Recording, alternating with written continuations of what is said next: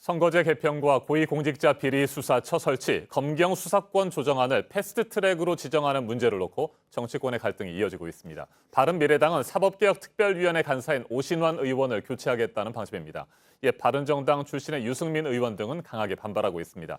이틀째 국회 로텐더홀에서 철야 농성을 이어간 자유한국당은 결사 저지하겠다며 맞서고 있습니다. 어제 국회의장실에서는 문희상 의장에게 항의하는 과정에서 몸싸움도 벌였습니다. 최창렬 용인대 교수와 좀 더 자세하게 짚어보겠습니다. 안녕하십니까? 네, 안녕하세요. 네, 바른미래당 지도부는 오신환 의원의 교체를 밀어붙일 모양입니다. 문희상 의장이 받아들일까요? 이게 이제 원내대표 이제 직권으로 네. 이제 사보임이라고 하죠. 사보임이라는 게 이제 의원을 상임위원회에서 다른 의원으로 교체하는 걸 얘기하는 거거든요. 사임시키고 새로운 의원을 보임한다 보임시킨다는 얘기죠. 사보임이다 네. 이런 얘기거든요. 이거 국회법에 나와 있는 겁니다. 그래서 국회법에는 위원회 선임 및 개선 이렇게 나와 있는 거예요. 근데 지난 이제 국회의 경우에 사보임이 받아들이지 않은 경우가 거의 없었어요. 2001년도의 경우에는 이게 김홍신 의원 당시 한나라당인데 당론에 반대해서 사보임을 했는데 당에서 그게 잘못됐다고 이제 헌재에 권한쟁의 심판을 했어요. 근데 헌재에서 기각을 했거든요. 헌법재판소에서 이제 그런 걸로 봐도 원내대표가 사보임을 할 경우에 국회의장이 거의 다 받아들였습니다. 네. 그렇지 않은 경우가 정세균 의장 때 한 번 정도 있었던 것 같긴 한데 그래서 결국은 이 부분은 바른미래당에서 추인됐던 사항인데 물론 당론은 아니라고 그럽니다만 거의 당론과 이제 같은 효과를 갖는다고 볼 때 저는 이제 이 원내대표가 사보임을 신청하고 전 문희상 국회의장이 허용할 가능성이 높다고 봅니다. 네, 이틀 전 바른미래당 의원총회에서 추인이 된 것에 대해서도 반발을 했습니다만 네. 이 오신환 의원을 교체하는 부분에 대해서는 유승민 의원 등 옛 바른정당계 의원들이 강하게 반발하고 있습니다. 결국에는 이번 일을 계기로 해서 당이 쪼개지는 상황까지 이어질 것으로 보십니까? 이번 일 이전에도요. 네. 바른미래당이 이제 더 이상 한 배를 탈 수 있겠는가? 이제 과거에 바른정당 출신 의원들과 이제 국민의당 출신 의원들의 이제 화학적 결합이 안 됐던 상황이었기 때문에 이번에 이 패스트트랙 이것을 계기로 해가지고 거의 돌아올 수 없는 강을 걷는 것으로 보여요. 유승민 의원이 그동안 이제 그런 말까지는 아꼈는데 이제 손학규 대표와 김관영 원내대표의 퇴진을 직접 거론까지 한 상황이기 때문에 어떤 형태로든 간에 당의 원심력이 극도로 발생할 수밖에 없다. 단지 이제 집단 탈당해서 당장 자유한국당으로 가는 이런 것까지는 조금 시간이 걸리지 않겠냐 이런 생각을 합니다. 네, 뭐 결과론적으로 보는 얘기일 수도 있겠습니다만 네. 바른미래당의 탄생 자체가 무리였다. 지금 보면 말이죠. 그렇게 그렇죠. 평가하십니까? 바른미래당의 이제 등장 배경이 탄핵에 찬성했던 이제 의원들이 자유한국당을 2016년도 떠나면서. 12월에 탈당을 했잖아요. 그런 다음에 또 이제 복당하고 여러 과정이 있었어요. 그리고 이제 민주당에서 또 탈당했던 의원들이 국민의당을 만들고 이런 과정 속에서 또 바른미래당이 생긴 건데 2018년도에 생긴 거죠. 근데 아무튼 그동안 아까도 말씀처럼 바른정당 출신들과 국민의당 출신들 의원 간에 여러 가지 뭐 정치공학적 이유에 의해서 결합이 됐습니다만 지향한 이념이나 가치는 많이 다르다고 봐야 되겠죠. 이제 그런 점들이 내년 총선을 앞두고 더 이상 이 상태로 가서는 선거도 사실상 쉽지 않아 보이기도 하고 또 그 내부에서 여러 가지 이제 불협화음도 너무 많이 생기다 보니까 기본적으로는 특히 이제 바른정당 출신 의원들이 한국당에 가겠다는 생각도 네. 갖고 있는 것 같아요. 이현주 의원 같은 경우 결국 탈당이지 않았습니까? 그런 부분들이 이제 이러한 정치적 사안 계기로 폭발한 건데 저는 결국은 바른미래당 야당의 정계 개편이 불가피하지 않겠느냐. 민주평화당도 사실 지금의 이 형태보다는 뭔가 새로운 활로를 모색하려는 그런 움직임이 있기 때문에 바른미래당의 분열은 불가피하다고 봅니다. 네, 실제로 당이 깨진다고 한다면 네. 유승민 의원 등은 일부는 독자 생존의 길을 걷게 되고 네. 일부는 자유한국당으로 넘어갈 가능성이 있다 이런 말씀이십니까? 좀 그렇게 생각을 합니다. 이현주 의원이 탈당했듯이 다른 의원들도 그런 생각을 하는 의원들이 있음직해 보이고요. 네. 단지 제가 말씀드린 것처럼 어떤 특정하게 그룹을 형성해서 가기는 좀 어려울 것 같아요. 그리고 사실 유승민 의원이 지금 한국당에 입당할 명분도 대단히 약해요. 한국당의 최근의 모습이 유승민 의원이 그 당시 탈당했을 때의 모습과 별로 바뀐 게 없거든요.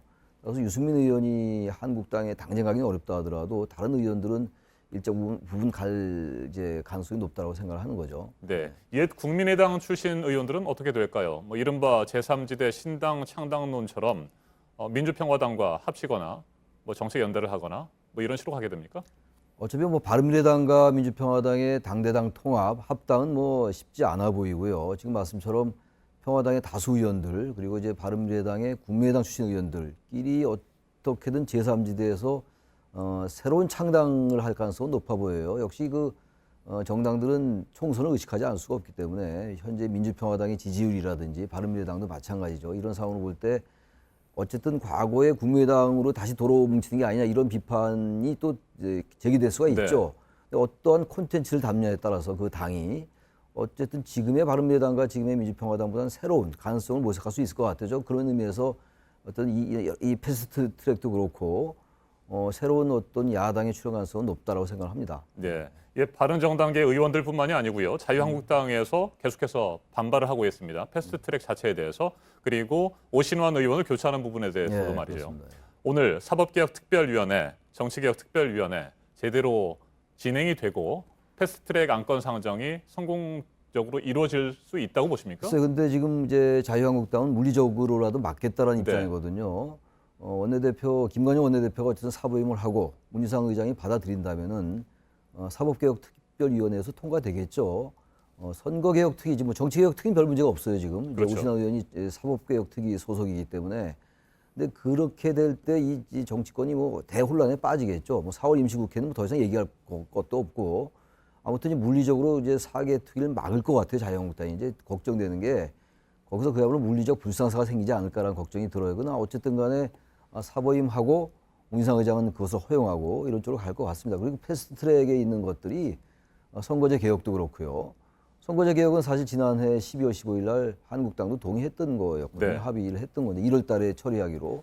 그리고 공수처법도 사실은 뭐 얘기 나온 지가 20년이 넘었거든요. 저는 그래서 한국당이 계속 막는 게 명분이 과연 있을까라는 생각도 들어요. 따라서 지금 이제 일단 패스트트랙에 올라간다 하더라도요. 그 전에 또 한국당과 협상을 해가지고 새로운 안을 도출할 수 있는 거거든요. 저는 그래서 한국당도 지금 계속 이렇게 무조건 반대만 할 게 아니라 여야 사당이 합의했던 사항이니까 일단 패스트트랙을 지정을 하고 그 다음에 그 기간 내에 330일까지 다 채워야 되는 건 아니란 말이죠. 네.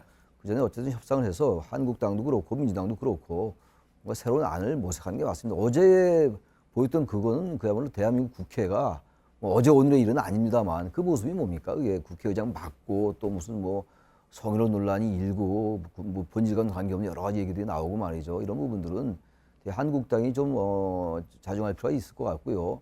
여권에서도 좀 이제 명분도 좀 주고 해서 뭔가 새로운 합의를 도출하는 그런 정치력을 발휘할 필요가 있다고 생각합니다. 네. 성추행 논란은 어떻게 보셨어요?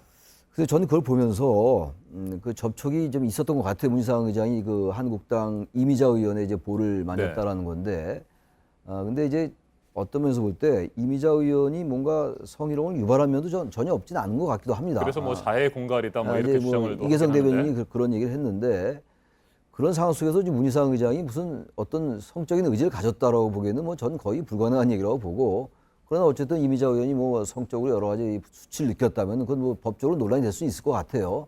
성희롱 논란은 피할 수 없을 것 같긴 한데 그 부분을 성희롱으로 계속 몰고 가서 문희상 의장 사퇴를 주장하고 이런 것들은 그 전반적인 앞뒤 맥락으로 볼 때 과연 그게 일반 국민들의 정서에 얼마나 그 설득력 있게 다가갈지 모르겠어요. 아무튼 문희상 의장이 계속 막으니까 좀 이 성희롱을 유발하는 듯한 네. 그런 모습을 보이다 보니까 그런 실수가 있었는데 좀 아쉬운 면이 많습니다. 네. 성추행과 또 자해 공갈 주장이 맞서고 있는데 네. 이 부분도 어떻게 진행이 될지 지켜봐야 될 것 같습니다. 지금까지 최창렬 용인대 교수였습니다. 말씀 잘 예, 들었습니다. 고맙습니다.